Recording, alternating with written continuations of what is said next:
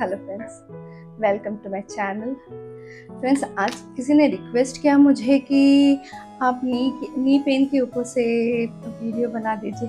Actually क्या होता है ना, ट्रीटमेंट जब देती हूँ वो भूल जाते हैं कि मैम कौन सा, और कई लोग तो काफ़ी दूर से आते हैं स्पेशली ट्रीटमेंट के लिए। फिर उनके लिए मुझे ये वीडियोस बनाने पड़ते हैं ताकि वो उन्हें ईजी साथ में आप लोगों को उन्हें तो इजीली अवेलेबल हो जाए, उन्हें मैं शेयर कर देती हूँ। पर मैं सोचती हूँ कि उसके साथ साथ कई लोगों का और भला हो जाए तो और अच्छी बात है ना।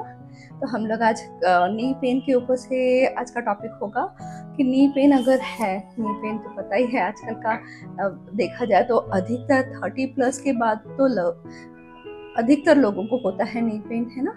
तो नी पेन में स्पेशली वो हड्डियों से रिलेटेड है या मसल से रिलेटेड है, कई तरीके के हैं और मैं हर एक उसका अलग अलग वीडियोस बना दूंगी ताकि जिसे जो सिम्टम्स मिले, ऐसा ज़रूर नहीं कि सारे सिम्टम्स मिले, कुछ कुछ सिम्टम्स मिल रहे हैं तो वो वीडियो चूज़ करके उस तरह से ट्रीटमेंट ले सकता है। ठीक है, इसमें क्या है कि इसमें कोई साइड इफेक्ट नहीं है, प्लस बेनिफिट होगा, पेन खत्म होगा वो अलग से, है ना।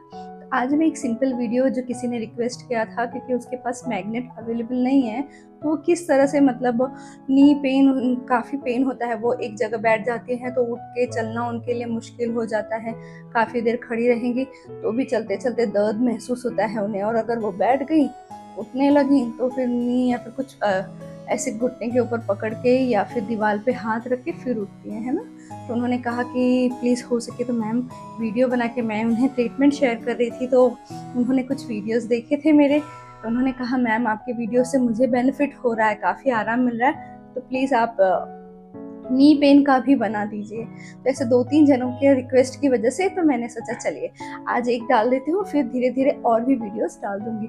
चलिए अब आते हैं टॉपिक पे। अगर आपको नी पेन है, ठीक है, नी पेन बहुत ज़्यादा है, सीवियर है, कम है, ज़्यादा है, तुरंत आप एकदम तैयार हो जाइए कि मुझे उसे बढ़ने नहीं देना है, वहाँ तक नहीं जाने देना है कि मुझे नी रिप्लेसमेंट कराना पड़ेगा।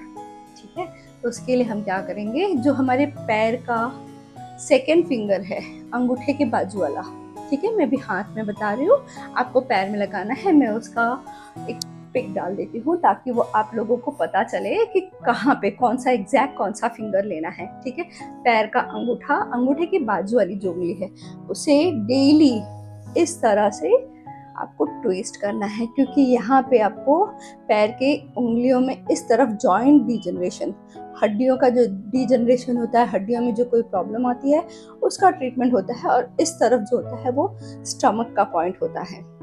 ठीक है, तो ये दोनों पॉइंट को हमें प्रेशर देना है इस तरह से प्रेशर देके काफ़ी ऐसे हो सके आधा मिनट 1 मिनट तक तो कम से कम दीजिए, और दिन भर में 3-4 बार देंगे, और थोड़ा जोर से देना है। मुझे पता है अगर आपको नी में पेन है तो डेफिनेटली आपको यहाँ पेन मिलेगा ही मिलेगा, और उसे ठीक भी तो करना है ना। तो इस तरह से पकड़ के इस तरह से प्रेशर देते ही रहना है 1 मिनट। थोड़ा सा दर्द ज़्यादा हो रहा है, हल्का सा रुक जाइए, फिर शुरू करिए।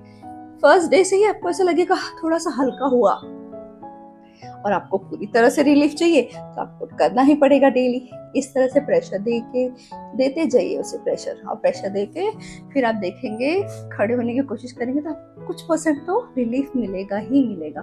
उस पर क्या करना है, उसके बाद हमें मैग्नेट से भी, अगर जिसके पास मैग्नेट्स है वो भी इसका फायदा उठा सके इसलिए बता रहे हैं, मैग्नेट से हमें उस पैर के सेकेंड फिंगर में इस तरह से 2 येलो मैग्नेट दिखा देती हूँ।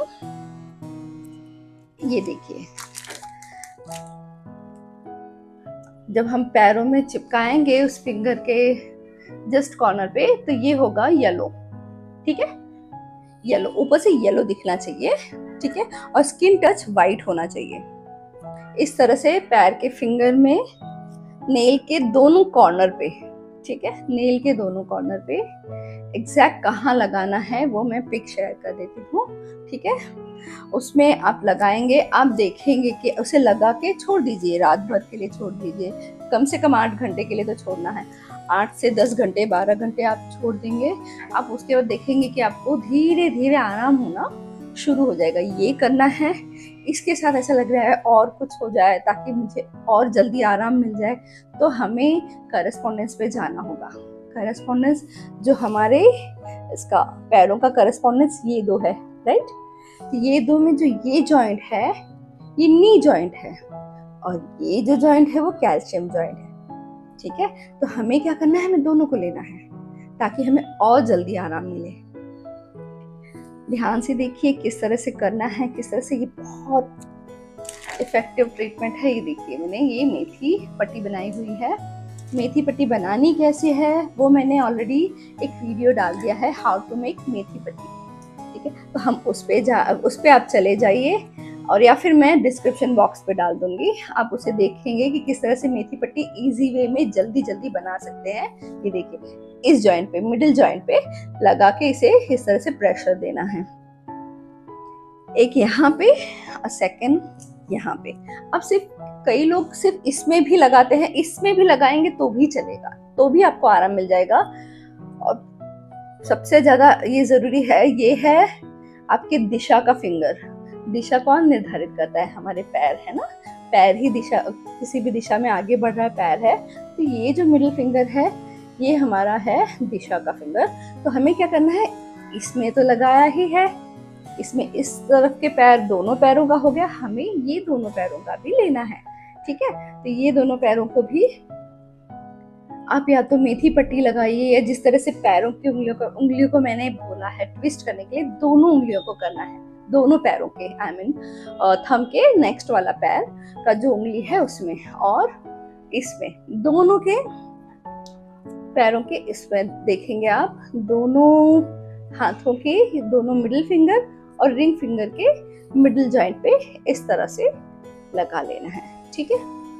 इस तरह से जब आप लगाओगे और इसको प्रेशर दोगे, आप देखोगे कि पहले दिन से ही थोड़ा थोड़ा आराम मिलना शुरू हो गया है।